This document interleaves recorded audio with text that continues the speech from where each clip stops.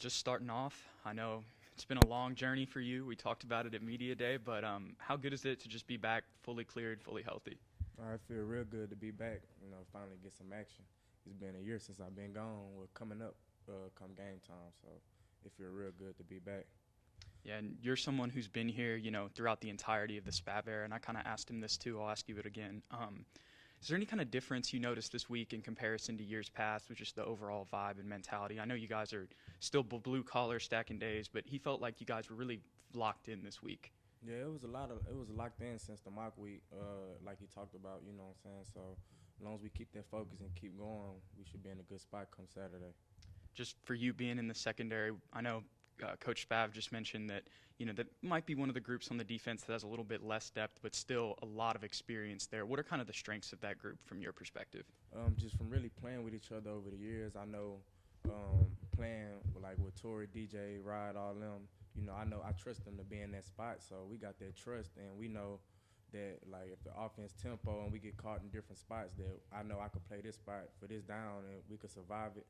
It's just a whole bunch of stuff, that comes with it. We're playing with these guys over the years, so it's real good to have them out there. I'm sure you've had to talk about it a lot, and you're tired of it but all the injuries and everything you've gone through and being out last year.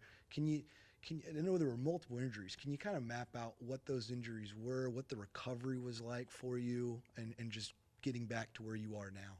Yeah, my first one was my meniscus. I had a slight tear in it before we played Baylor last year, and I had to get that taken care of. And then that's when the Baylor game came, and then I ended up dislocating my hip, and then I had to have another surgery coming back like in March that kind of delayed me, set me back. And then I had this one probably y'all don't know about. It was like I had a bone floating off of my elbow that had to go remove.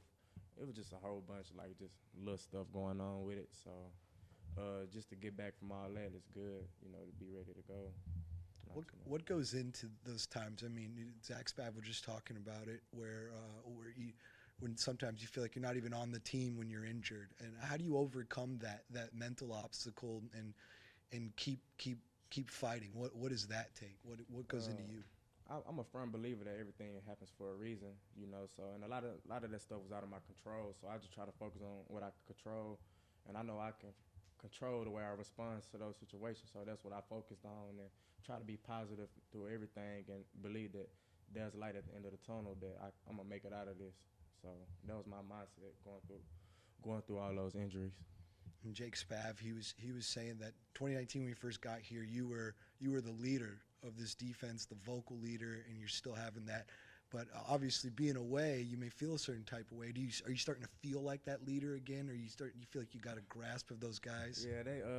Yeah, when I first came back, it kind of felt that way because when I was gone, somebody else had to step up and fill that role. So it was a lot of vocals, and that's what I like though. Not only just me just saying stuff, like if we could all a group of leaders, you know what I'm saying? If the whole group is a leader, then we can all self-police each other. It wouldn't be no problem. It shouldn't just be me saying something. If you feel like the guy next to you not going hard enough or nothing like that, then you can also let them know, pick it up, and that's how it's been, since I got back, and I'm real thankful for that right there. So, and with them, when I'm getting back, and like Coach Spav said, they still listen when I talk, so I'm glad I still got some say-so.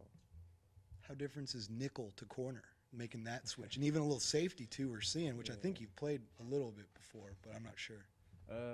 It's kind of a big difference. I'm used to the island, I know, and I get in there, like in practice, I go hold Ashton.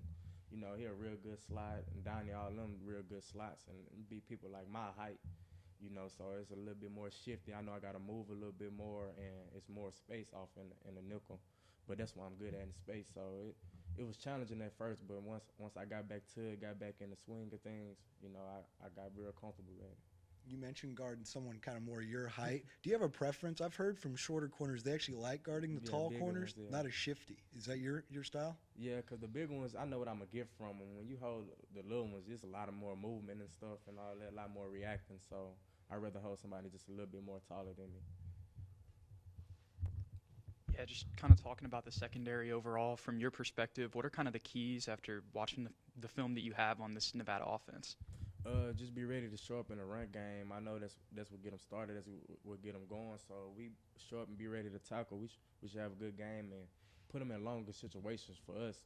That way we know that they got to throw the ball and they'll put us in a better chance of winning that down. So as long as we be ready to support the run game and when the quarterback ready to deliver the pass, we there. We should have a great game.